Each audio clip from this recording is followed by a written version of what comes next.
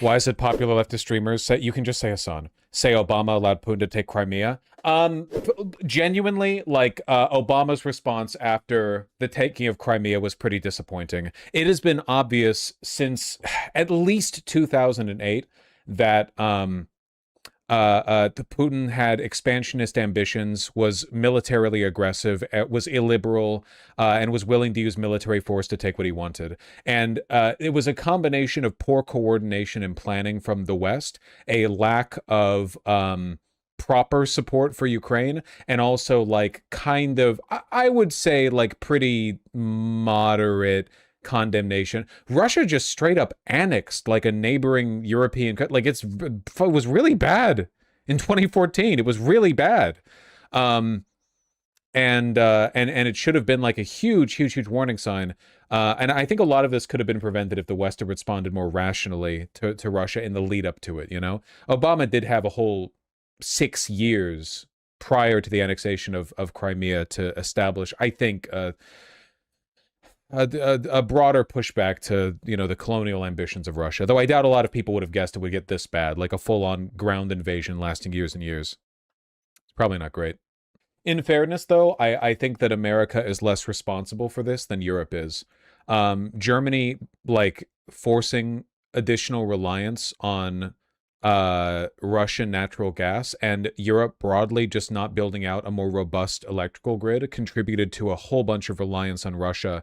And a lot of that reliance was prompted by like Russia compromised politicians. Like there were politicians in Europe who were effectively Russian assets who were deliberately hamstringing their own national grid development. Yeah, Merkel is hugely responsible for this, in order to make the West more dependent on fossil fuel companies in Russia. All of this contributed massively to what happened. Also, a lot of stuff, you know, shock doctrine. It's a whole bunch of stuff. Also, yeah, Biden should have allowed Ukraine to strike inside Russia way earlier. This war might have ended like years earlier if Ukraine had been given the immediate A-OK to start striking refineries and so on. Change through trade is a German doctrine when it came to the ex-USSR states, and it didn't work. Yeah, it turns out it doesn't work when change through trade doesn't mean forming robust interconnected economic ties, but rather just means buying fuckloads from the like oligarch-owned, state-sanctioned fossil fuel companies. Obviously. Yeah, there's a difference between change through trade in the form of like mutual investment and let's just give fuck tons of money to like Saudi Aramco, but in Russia.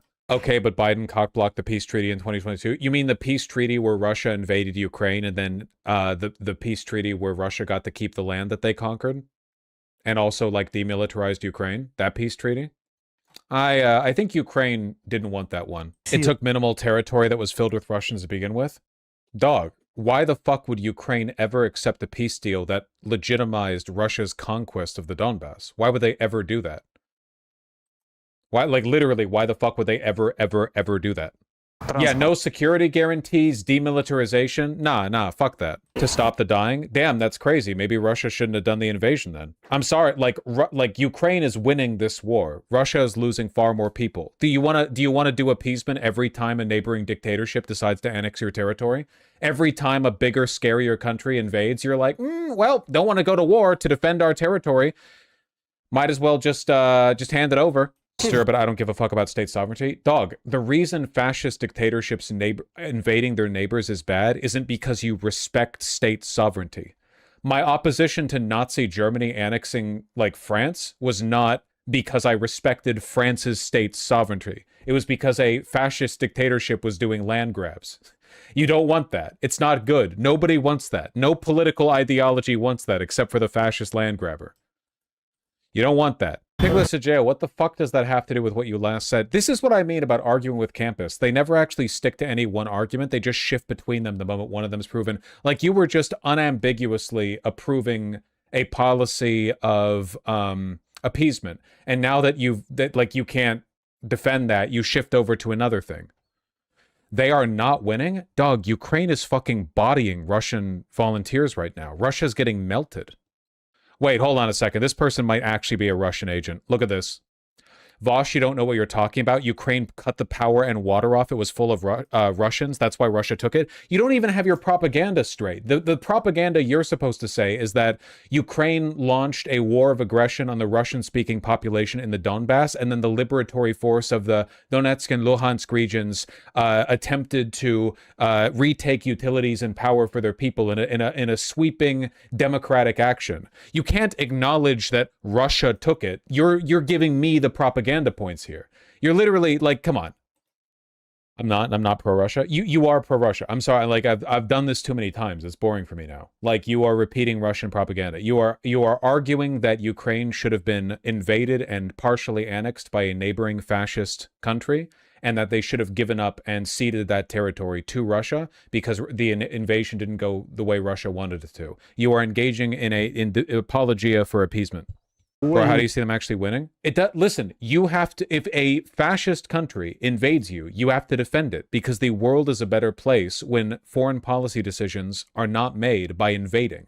Russia took the Donbass and Crimea in 2014 because they were mad they couldn't exert soft control over Ukraine via the electoral system. And then, unsatisfied with even that outcome, they did a full invasion. If you cede ground to them over and over, eventually Russia will just keep marching westward. Appeasement always fails.